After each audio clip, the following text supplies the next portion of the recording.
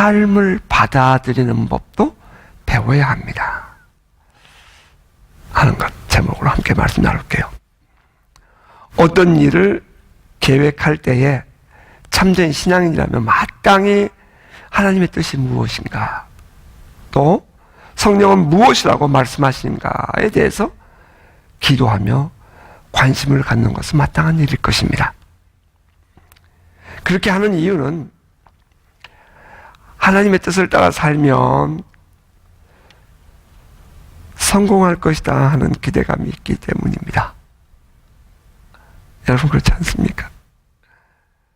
그런 사람들의 마음엔 적어도 성령의 음성을 뚜렷하게 듣지는 못했지만 하나님의 뜻에 어긋나게만 하지 않으면 그래도 하나님이 봐주시지 않겠는가라는 그런 막연한 기대감 같은 것이 있다는 것입니다.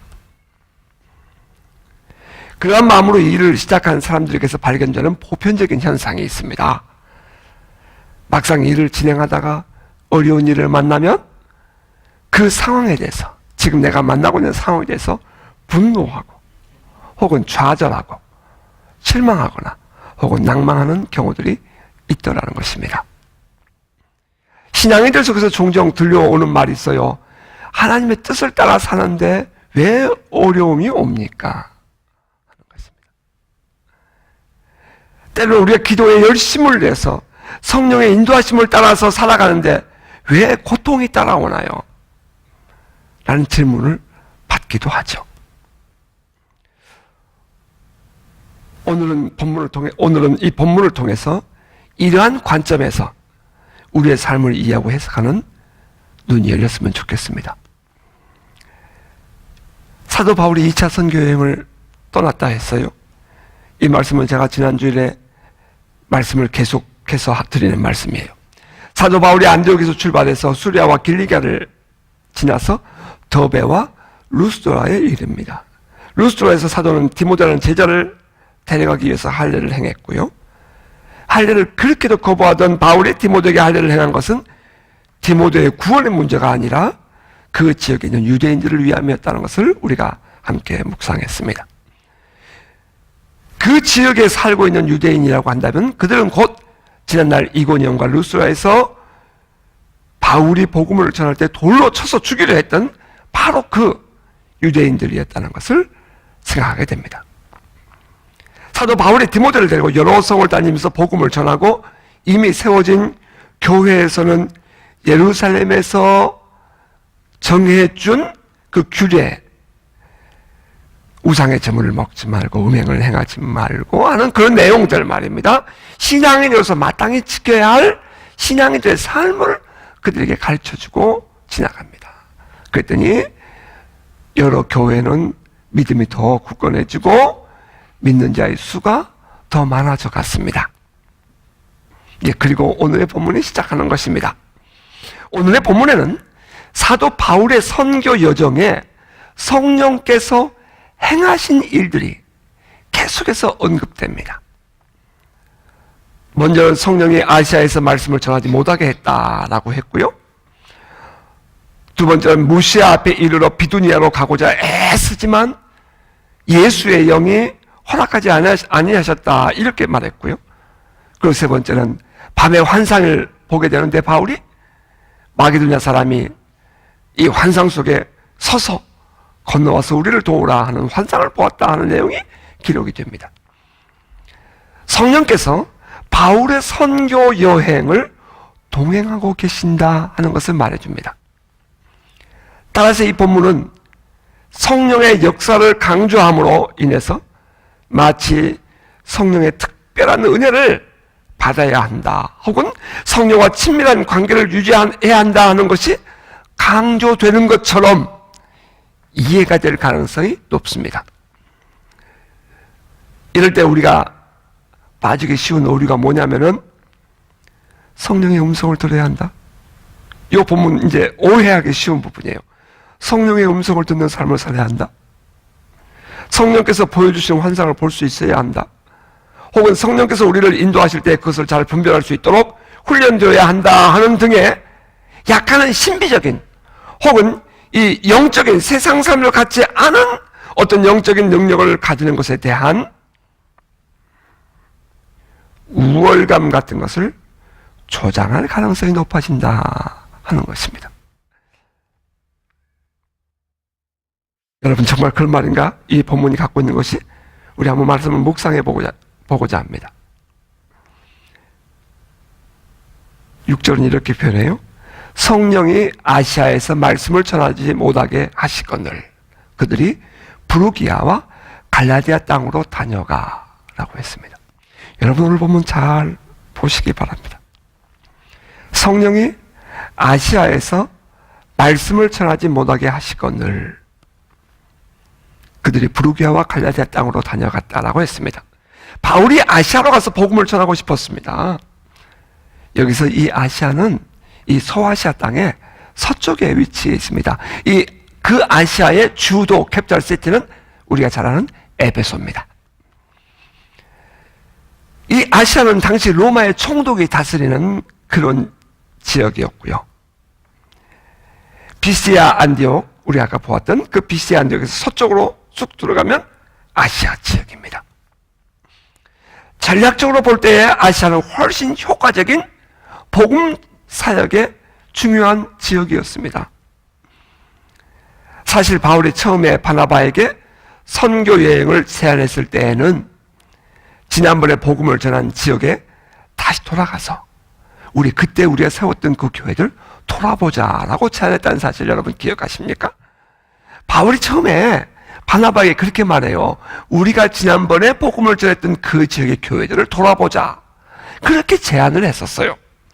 그러니까 다시 말하면 바울이 2차 선교 여행을 가게 된 동기는 그 루스드라 혹은 이고니온 혹은 비시디아 안디옥 더불어서 바보 혹은 버가 혹은 이쪽에 이 버가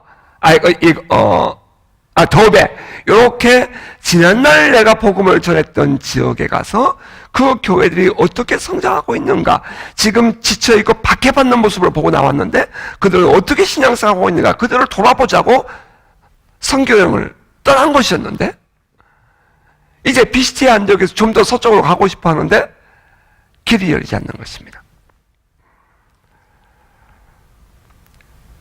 바울은 길리기아의 다소를 지나 더베와 루스드라 이고니온 비시디아 안디옥의 교회들을 돌아보았습니다. 이곳은 지난날 바울과 바나바가 복음을 전해서 교회를 세운 지역이었지 않습니까? 그리고 이제 좀 더 서쪽으로 이동해서 아시아 지방으로 가고자 했습니다. 그런데 바울은 아시아로 가지 않고 브루기아와 갈라디아 지방으로 갔다, 이렇게 기록이 되어 있습니다. 그 속에는 이것은 바울이 처음에 계획했던 계획이나 의도와 달랐다 하는 것이 들어있는 것입니다. 이 내용을 기록한 이 사도행전의 저자 누가는 이렇게 기록했다 했어요. 성령이 아시아에서 말씀을 전하지 못하게 하시거늘. 이제 이쯤 되면 사람들은 흔히 이제 우리들은 말입니다. 성령이 어떻게 바울에게 아시아에 가서 복음을 전하지 못하게 했을까? 환상을 보여주고 혹은 꿈을 꾸게 하고 혹은 성령께서 음성을 들려주고 그런 생각도 해볼 수 있지 않겠습니까? 충분히 그렇게 생각해 볼 수 있다고 생각해요. 그래서 또 그렇게 말하는 사람도 봤고요. 그런데 여러분, 이 부분을 우리가 이해하기 위해서 중요한 한 구절을 찾아봐야 합니다. 갈라디아서 4장 13절입니다. 여러분, 갈라디아서 4장 13절 한번 봐보시겠습니까? 이 부분 같이 한번 읽었으면 좋겠어요. 갈라디아서 4장 13절.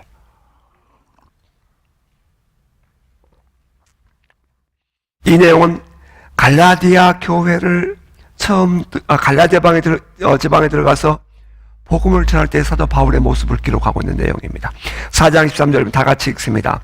내가 처음에 육체의 약함으로 말미암아 너희에게 복음을 전한 것을 너희가 아는 바라. 갈라디아 지방에 와서 복음을 전했던 사도 바울이 어땠다고요? 육체가 약했다 하는 것입니다. 이게 오늘 첫 번째 키예요. 바울은 갈라디아 교회에 보낸 편지에서 자기가 갈라디아에 처음 들어와 복음을 전했을 때에 그는 육체에 약함이 있었다라고 말합니다. 사도 바울이 갈라디아 지방에 가서 복음을 전할 때에 율법과 할례를 얘기하지 않았습니다. 율법으로부터의 자유를 강조했어요. 그랬는데 바울이 떠나온 이후에 갈라디아 교회에 들어간 할례 받은 사람들이 이제 갈라디아 교회에 영향을 주니까 성도들의 마음이 율법과 할례로 가게 됩니다. 그렇게 되니까 바울이 그들에게 책망하면서 내가 처음에 너에게 전한 것은 은혜였지 않느냐, 예수 그리스도로 말미암은 하나님의 은혜만을 내가 강조하지 않았더냐. 이제 그것을 강변하고 있는 것이 갈라디아서거든요. 근데 그때 뭐라고 했냐면 내가 처음에 너에게 들어갔을 때에 내 육체가 약한 것을 너희도 알지 않느냐, 이렇게 말했다는 거예요. 다시 말하면 바울이 병명은 알 수 없지만 어떤 병에 걸렸거나 혹은 그의 연약함이 원인이 되어서 아시아에 들어가지 못했다 하는 사실입니다. 바울은 아시아로 가서 복음을 전하고 싶었어요. 근데 그에게 병이 생겼거나 아니면 어떠한 그 육체적인 이유가 발생해서 그가 아시아로 갈 수 없었습니다. 이때 우리 같았으면 어떻게 했을까요? 정말 정직하게 열심히 복음을 전했습니다. 그런데 사람들이 정죄하고 비난합니다. 심지어는 욕을 하고 돌을 때리고 핍박을 합니다. 열심히 복음을 전했어요. 그런데 사람들이 수군대고 떠납니다. 대우는커녕 상상할 수 없는 아픔을 겪죠. 거기다 몸에 질병까지 생겼습니다. 자기 몸도 제대로 가누지 못할 정도로 지쳤습니다. 그것도 열심히 주의 일을 하다가 겪게 된 것입니다. 자, 이쯤 되면 화나지 않을 사람이 있을까요? 겉으로 그 화를 표현하고 안 하고를 말하는 것이 아닙니다. 신앙생활 하다가 억울한 일을 만나는 것이 어디 한두 번이든가 하는 것입니다. 이때 우리 안에 생기는 것은 이제 분노가 생기죠. 화가 나죠. 좌절감도 와요.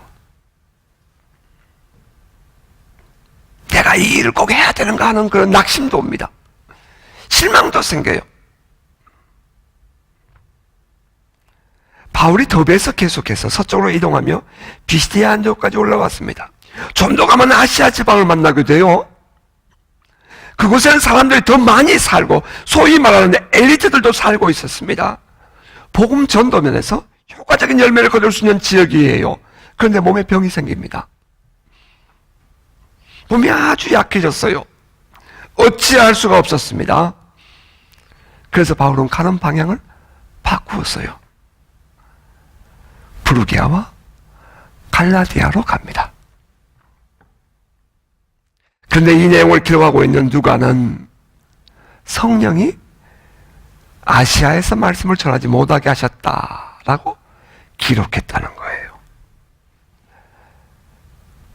다시 말하면 병에 걸려서 그의 몸이 연약해져서 아시아에 갈 수 없었던 것을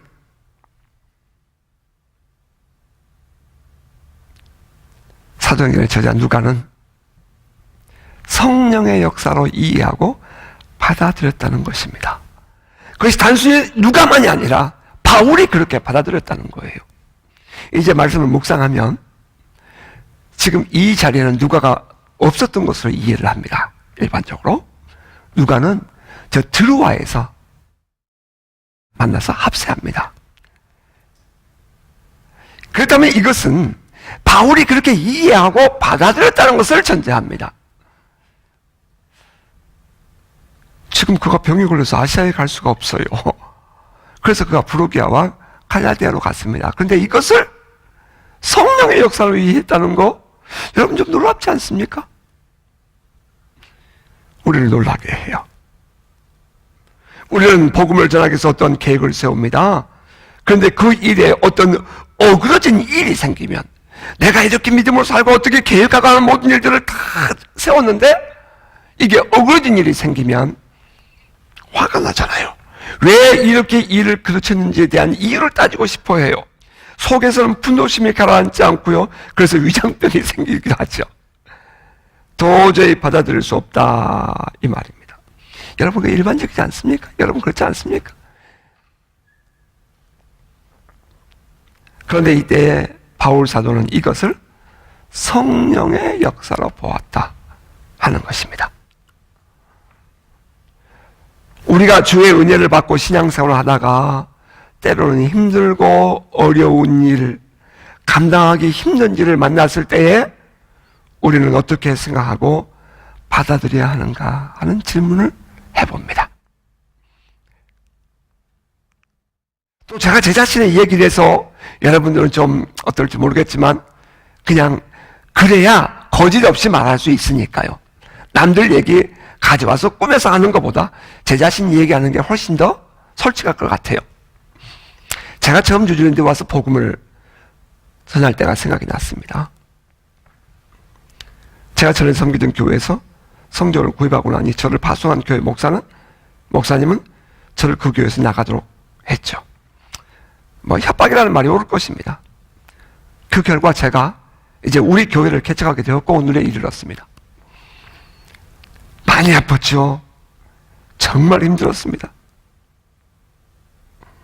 그런데 그 몇 년 후 우리가 지난날 경험했던 오클랜드 블레싱 700 집회를 하게 됩니다. 제가 그때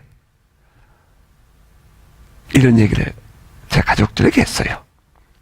만일 내가 그 교회에 계속 있었으면 이러한 은혜를 받을 수 있었을까?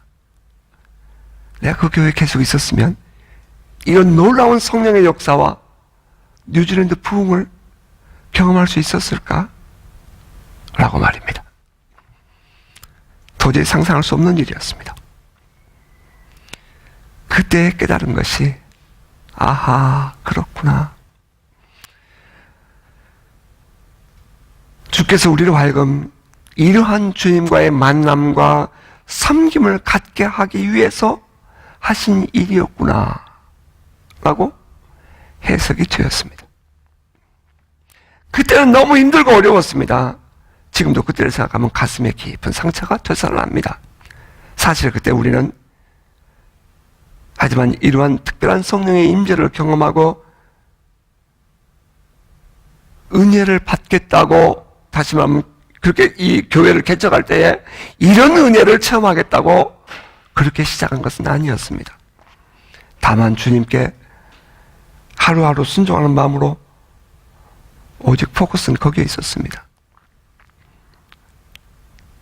그리고 힘든 일도 모르고 주님의 인도하심을 따랐습니다. 오직 주님께만 몰두했습니다.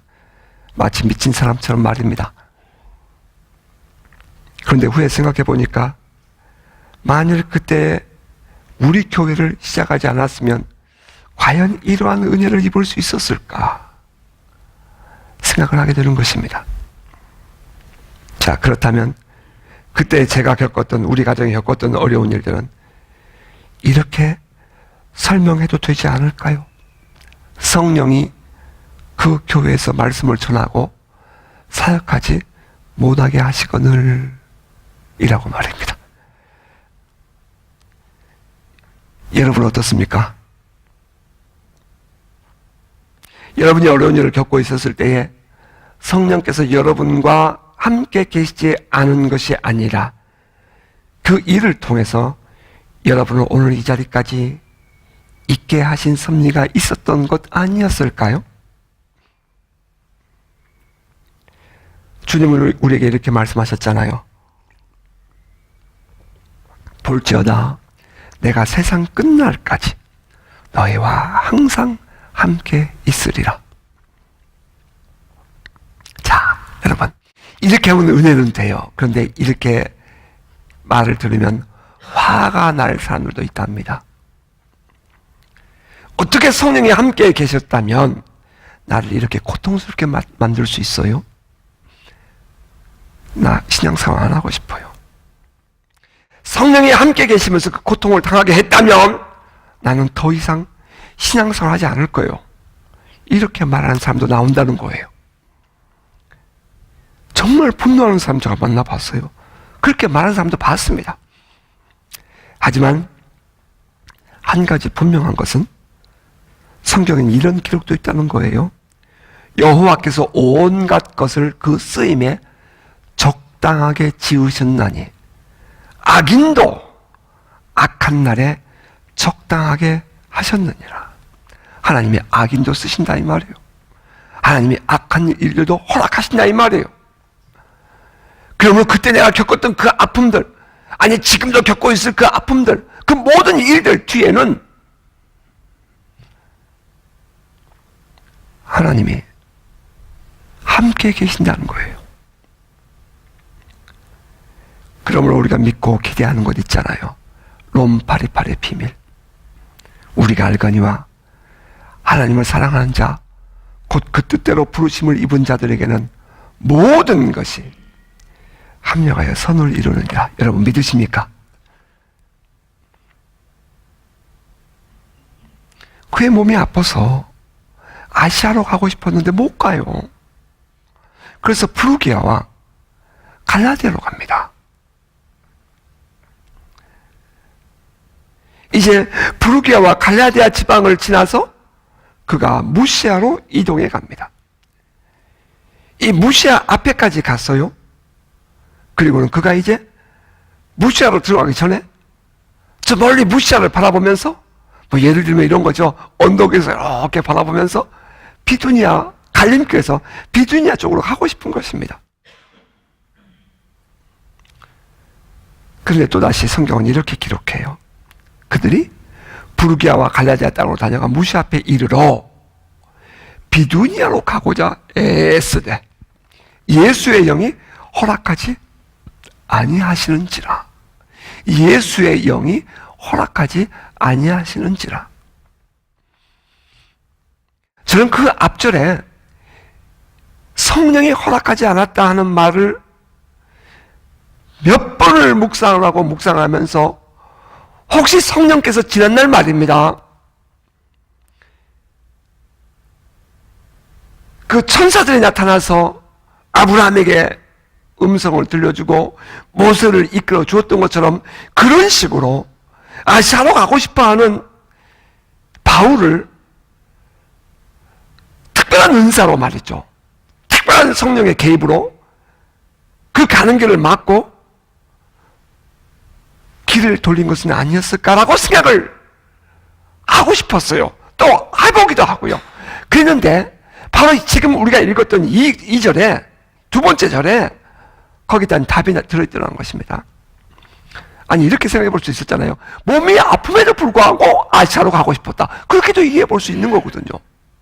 그랬는데 비두니아로 가고자 애쓰되라는 단어가 지금 바울의 마음을 보여준다는 거예요. 비두니아로 가고자 애쓰되. 지금 바울은 적당히 길이 열리는 대로 가는 사람이 아니었어요. 그런 비두니아로 가서 복음을 전하고 싶은 열망에 사로잡혀 있었습니다. 마치 아시아에 가고 싶었던 것처럼 말입니다. 성경에서 이런 단어 썼다는 거 유념하세요. 애썼다. 노력했다. try to enter라고 돼 있어요. 아주 그가 몸부림을 치는 거예요. 여러 가지 모양으로 길을 찾고 노력했다는 것입니다. 그의 마음은 다른 데에 있지 않았어요. 오직 복음을 전한 데만 있지 않았습니까? 비두니아는 이 터키 소아시아 반도의 북쪽에 위치해 있고요. 이 흑해에 맞닿아 있었습니다. 어쩌면 배를 타고 건너가는 유럽 쪽보다는 도보로 다니는 이 육지에 연결된 동쪽이, 이 비두니아를 통해서 동쪽이 훨씬 더 익숙하고 그들의 마음에는 받아들이기 용이했을지도 모릅니다. 그래서 바울은 비두니아로 가서 복음을 전하려고 노력했어요. 성경에서 애썼다라는 표현을 해요. 얼마나 노력했는지를 알 수 있는 단어입니다. 그런데 이번에도 성령께서 그의 걸음을 허락하지 않았다라고 말합니다.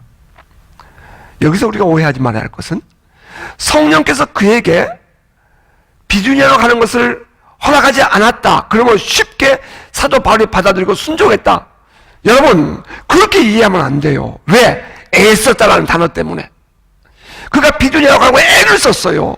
그런데 길이 열리지 않는 거예요. 상황이 열리지 않는 거예요. 어떠한 이유에서든지 그 길이 막히는 거예요. 부끄러운 얘기지만 제가 일본 가려고 얼마나 했었는지 몰라요. 젊은 날에 선교사 가려고, 선교 가려고. 언어도 준비하고 모든 상황도 준비하고 다 했어요. 그래서 언어 시험도 봤어요. 그때는 언어 시험 봐서 이 디그리가 있어야 돼요. 우리 여기 IELTS 있어야 되는 것처럼. 중급 수준 넘어가잖아요. 갈 수 있다고요. 그래서 이미 이 일본 비자를 내려는데 우리 그때는 한국이 못 살았잖아요. 85년, 6년 그 무렵에 일본보다. 그러니까 일본에서 비자를 막아버렸어요. 일본 들어간 모든 비자가 막히는 거야. 유학생도 안 됐어요. 그래서 못 가는 거예요. 2번을 그래서 2번을 가고 싶어서 몸부림을 쳤어요. 평생에 제가 선교가 꿈이었어요. 그래가지고 근데 안 되는 거예요. 또 한 번은 또 가려고 했더니 자녀가 4명이 된다고 너무 많다고 일본은 안 된대요. 돈이 너무 많이 든대요. 그래서 안 된다는 거예요. 그게 선교국에서 허락을 안 해주는 거예요. 이것을 그러니까 우리 인간적인 생각으로 볼 수 있겠지만 또 한편 생각하면 성령께서 허락하지 않았다라고도 이해해 볼 수 있지 않냐 이 말이에요. 지금 이 바울이 비두니아로 가려고 애를 써요. 그런데 안 되는 거예요.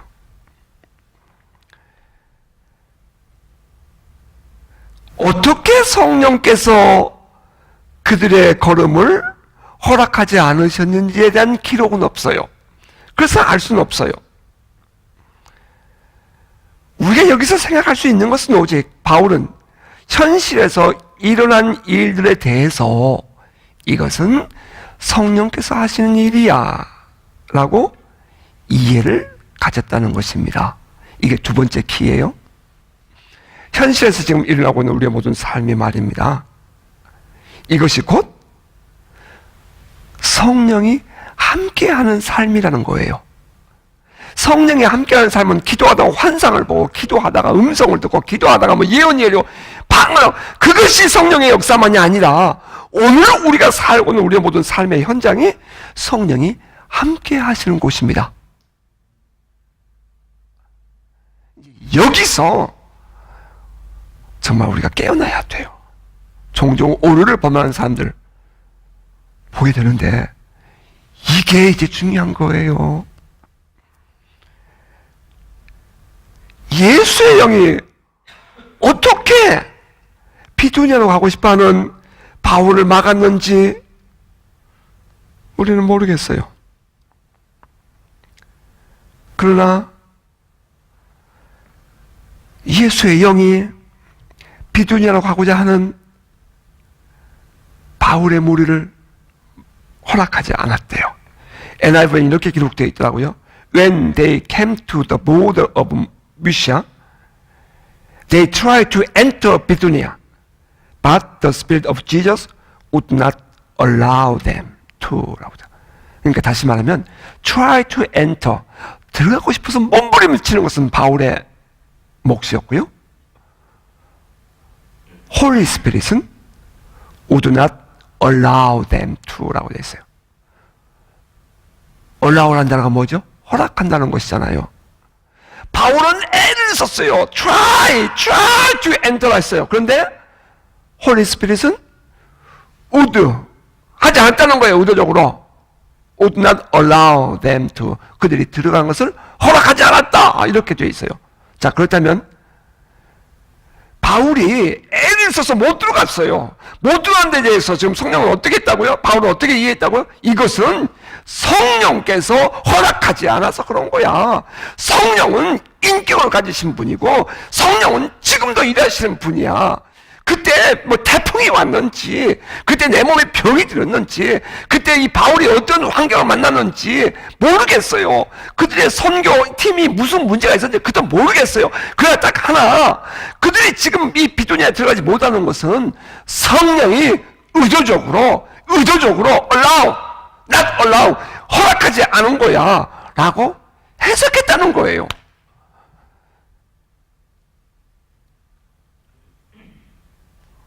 여러분, 오늘도 성령은 우리와 함께 계십니다.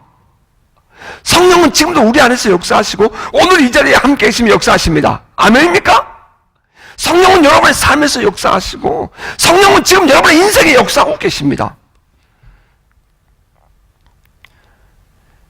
바울과 그 일행이 이제 비도니아로 못 가게 되니까 두루와로 가게 돼요. 서쪽으로 내려가면 두루와예요. 그 길이 삼거리란 말이에요. 이 두루와는 지중해를 건너서 유럽으로 들어가는 항구 도시였잖아요. 관문이라고요.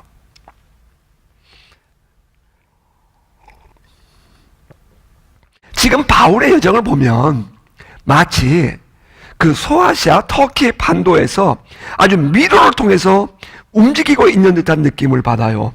그는 열심을 다해서 지방을 이동하며 복음을 전합니다. 그런데 그가 가고자 하는 지방은 모두가 하나같이 막혀버려요. 아시아로 가고 싶었어요. 서쪽으로. 근데 몸에 문제가 생긴 거예요. 그래서 어쩔 수 없어서 프루기아와 갈라디아로 갔어요. 이제 갈라디아 지방 지나서 이제 무시아를 바라보는 그 앞에까지 왔어요. 근데 무시아에서 삼거리에서 비두니아 쪽으로 가고 싶단 말이에요. 북쪽으로. 그래 또 길이 막히고 못 가는 거예요. 그러니까 어떤 방법인지 모르겠어요. 뭐 거기에 뭐 산사태가 났는지 어떤 방법인지 알 수는 없어요. 근데 또 성령께서 그 길을 막아요. 그러니까 어쩔 수 없이 이번에 찾아가는 곳이 드루와예요. 마치 미로 게임을 보고 있는 것 같지 않으세요, 여러분? 그런데 문제는 그곳에서 놀라운 콜링을 받는다는 거예요. 이제 여기서 우리는 또 깜짝 놀라게 돼요. 무시아를 지나 드루와에 내려갔는데 밤에 환상이 바울에게 보이니 마게도냐 사람 하나가 서서 그에게 청하여 이르되 마게도냐로 건너와서 우리를 도우라 하거늘. 본문은 그렇게 기록했어요. 드루와에 온 바울은 밤에 환상을 봐요. 이것이 꼭 바울이 기도하는 중이었다라고만 말하지 마세요. 종종 사람들 꼭 이 본문 갖고 또 그렇게도 해석하려고 그래요. 바울은 늘 기도하는 사람이었기 때문에. 그래서 드루와에 와서 밤에 기도하다가 환상을 봤다. 아니요. 나는 새벽도 시간에 하나님께 기도하다가 환상을 보고 제 아내와 결혼한 사람이에요. 목사님 설교하고 계신데 갑자기 환상이 열렸어요. 그래가지고 본 거예요. 뭐 그런 것 뿐이겠어요? 길을 걷다가도 환상이 열릴 수 있잖아요. 뭐 그런 거 가지고 꼭 뭐 기도, 여러분 우리 그러지 마십시다. 정말 솔직하게. 주님은 주님과의 깊은 친밀감에 있고 주님과 이 만남의 사귐의 깊이를 더 하고 있을 때에 때로는 우리들에게 환상을 열어 보여주시기도 하는 것입니다. 꼭 그 길만이 아니라는 거예요. 여러분 주님께 깊이 사로잡혀 사시기 바랍니다. 주님의 뜻을 구하고 주님의 인도하심에 온전히 들어가십시오. 육신을 따라 살지 않기로 결심하고 이젠 성령의 음성을 따라 살기로 마음을 결단하십시오. 때에 따라서 주님은 우리에게 우리가 전혀 생각하지 못했던 일을 결정하게 하실 때에 환상을 통해서 특별한 섭리로 부르시기도 하는 것입니다. 그러므로 어떤 사람들은 환상을 보려고 노력해봐, 환상을 보려고 구해봐, 이렇게 가르친 사람이 있어요? 여러분 그것도 속임수야. 그건 속지 마세요. 그건 누구의 몫이에요? 주님의 몫이에요. 물론 우리가 보고 싶어하는 마음도 간절히 해야겠지만 그러나 그건 주님께 있는 거지. 그래서 그거 안 보인다고 교회를 떠나는 청년도 봤다니까요, 제가. 자, 따라가십시오. 베드로가 요바에서 기도하다가 환상을 보고 하늘에서 내려온 그 네 구덩이에 있는 보자기 그 환상을 보고 고넬료의 집에 가지 않습니까? 이건 이방인에게 복음이 전하는 최초의 사건이었어요. 아이스 브레이크가 일어나는 사건이라고요. 두 번째, 바울이 드로아에서 마게도냐 사람의 환상을 보고 그가 마게도냐를 건너편 들어가게 되는데 그것이 유럽으로 들어간 최초의 복음의 걸음이었어요. 특별한 이 하나님의 섭리를 이루실 때 하나님께서 하실 수 있는 일이란 말이에요. 그런데 여기서 또 하나 그냥 지적하고 넘어가십시다. 언제 또 이런 본문 또 만나겠어요? 어떤 분도 이렇게 말하고 싶은 사람도 있을 거예요. 베드로는 그때 환상 중에 음성을 듣잖아요. 먹으라. 아니요, 이거 나 지금까지 먹어본 일이 없는 거 아니냐. 먹어본 일이 없는 음식인 거 아시잖아요. 안 먹었잖아요. 내가 하나님이 선하다는 것을, 깨끗하다는 것을 너가 더럽다 하지 말아라. 그런 음성을 들으면서 이것은 성령과의 만남이었다. 이것은 천사와의 만남이었다. 이건 하나님의 특별한 음성을 들은 것이다 라고 말하면서 바울이 마게도냐의 환상을 본 것은 성령의 음성을 들은 것이 아니었다 라고 말하고 싶어하는 사람들도 생길 수 있다는 거예요. 누구의 음성을 들어요? 마게도냐 사람의 음성을 듣죠. 환상이 열려서 봤어요. 마게도냐 사람이 서서 건너와서 우리를 도우라 하는 환상을 보는 거예요. 누구의 소리예요? 사람의 소리였죠. 그러니까 이제 이런 거 이렇게 말하고 엮어가지고 말이에요. 신앙생활을 그렇게 엮어가지고 뭐 특별한 대단한 초자연적이고 신비적인 것으로 자꾸 꿰맞추려는 우리 그런 행동들 하지 말자는 거예요. 자, 어떻든 간에 바울은 드로아에서 밤에 본 환상을 하나님이 자기를 부르시는 환상으로 받아들였다는 것입니다.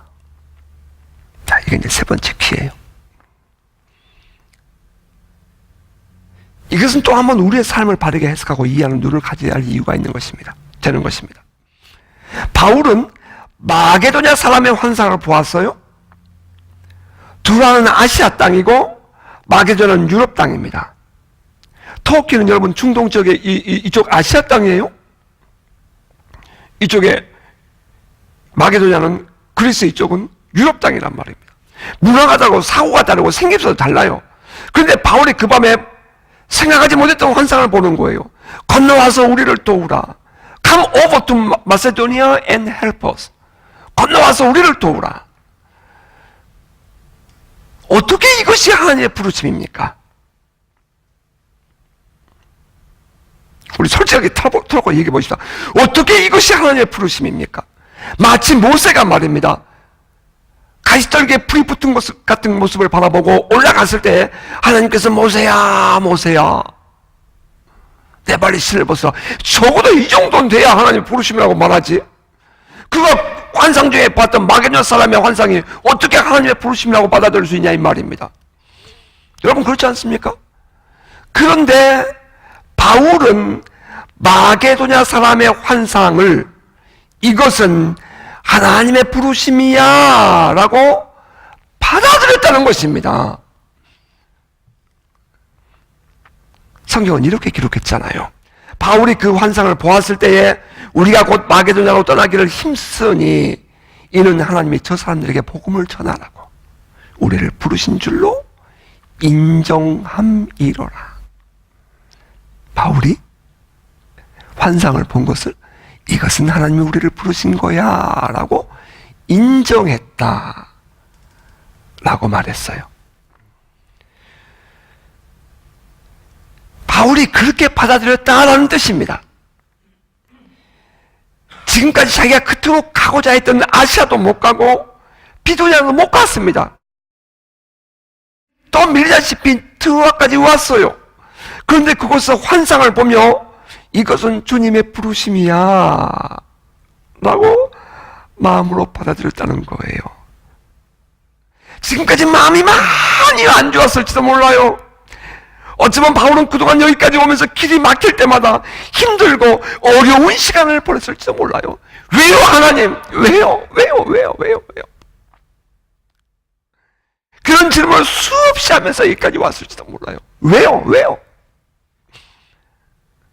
그런데 드로아에서 마게도냐의 사람의 환상을 보면서야 비로소 깨닫습니다.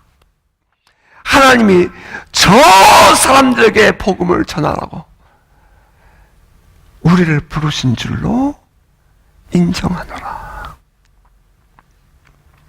하나님이, 여러분, 바울이 루스드라에서 이고니온으로 피스디 안디옥으로 아시아로 가다 못 가고 브루기아와 갈라디아로 그리고 무시아까지 와서 비두니아로 가고 싶은데 가지 못하고 트로아로 그러면서 너무 힘든 시간들을 보내요. 너무 힘든 시간들을 보내요. 그렇다고 해서 바울이 함부로 살지 않아요. 그 갈라디아에 가서 그냥 쓱 지나가지 않아요. 그곳에서 복음을 전하면서 그 유명한 갈라디아서가 기록되는 대상인 갈라디아 교회가 탄생이 돼요. 그러니까 바울이 가는 곳마다 최선을 다해요. 비록 그의 삶은 의문덩어리지만, 비록 지금 나의 삶은 질문이 많은 삶이고, 비록 나의 삶은 내가 흔쾌하게 받아들이지 못하지만, 그러나 그는 그의 하루하루의 삶에 최선을 다해요. 그리고 여기까지 오는 거예요. 그리고 트로아에 와서 환상을 보면서 비로소 깨닫는 거예요. 하나님께서는 우리로 하여금 저곳에 건너가서 복음을 전하라고 여기까지 인도했구나 하는 것을 생각하는 거예요.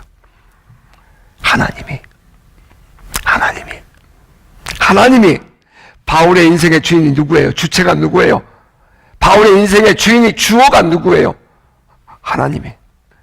오늘 여러분, 저와 여러분의 삶의 주어가 누구예요? 여러분 삶을 설명한다면 여러분은 뭐라고 쓰고 싶어요? 여러분이 지금까지 살아왔던 모든 삶에 대해서 여러분이 기록한다면 여러분은 뭐라고 말하고 싶어요? 내가 그때 이렇게 했어. 내가 그때 이렇게 한 것이었어. 여러분 그렇게 하고 싶어요? 아니요. 우리는 그렇게 하면 안 돼요. 하나님이 우리를 여기까지 인도하셨어. 하나님의 뜻이 있었어. 그런 고백이 있는 저와 여러분 될 수 있기를 주의 이름으로 축복합니다.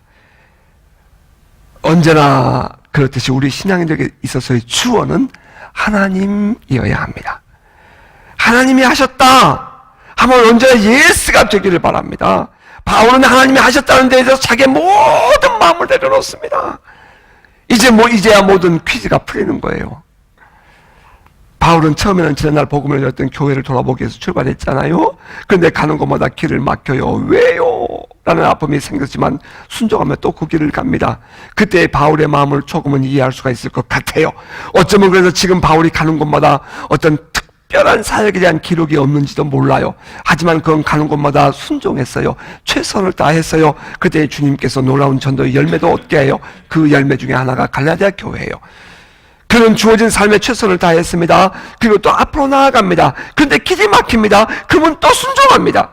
쉽지 않은 여정이었을 것임에 틀림없습니다. 그렇게 트로아까지 왔어요. 그런데 그곳에서 환상을 보는 순간 화들짝 깨어나는 어웨이크닝이 일어나요. 그 무엇이 있었다 이 말입니다. 아하, 하나님이 저 사람들에게 복음을 전하라고. 우리를 부르셨구나. 그렇구나. 그래서 그랬구나 하는 마음이 그를 사로잡았습니다. 때로는 산호라면 모든 것이 어둡고 답답하게 느껴지는 상황이 올 수도 있습니다. 꿈도 꺾이고 기대감도 무너져버린 긴 터널을 지내야 하는 때가 옵니다. 올 수 있어요. 내가 지금 뭘 하는가 싶고 돌아오면 마음 한쪽이 괭한 게 서럽고 아프게 느껴질 때도 있습니다. 있을 수 있어요. 하지만 여러분, 다시 한번 생각해 보십시다. 우리 주님은 결코 손해를 보시는 분이 아닙니다. 우리에게 놀라운 인베이드, 침노에 들어왔다는 거죠. 하늘을 열고 찍고 들어오신 거예요. 그리고 하나님께서 브레이크스루 하셨어요. 돌파를 하시면서 이 땅에서 이루신 주님이 우리를 결코 그냥 두지 않으실 것을 믿습니다. 우리는 주님의 계획과 섭리가 있음을 인정합니다. 동의하십니까? 저와 여러분을 향하신 주님의 뜻과 계획이 있음을 믿습니다. 적어도 성령을 만나고 경험한 신앙인이라면 우리가 살고 있는 삶에 대한 이해와 해석도 달라야 되지 않겠습니까? 그러한 의미에서 삶을 받아들이는 법도 배워야 한다 하는 사실을 다시 한번 깨닫게 됩니다. 말씀을 맺겠습니다. 우리들의 현실 속에서 만나는 여러 가지 삶의 정황들 속에서 우리는 성령의 음성을 듣고 인도하심에 대해서 어떠한 그릇된 이해를 갖고 있는 것은 아닌지 돌아보기를 원합니다. 오늘 우리는 성령과 함께 살고 있으며 우리가 지금 하나님의 섭리 안에 살고 있다는 사실을 인정하면서 오늘도 주어진 하루를 최선을 다해서 살아가는 복 있는 성도가 되시기를 주의 이름으로 축복합니다. 아멘.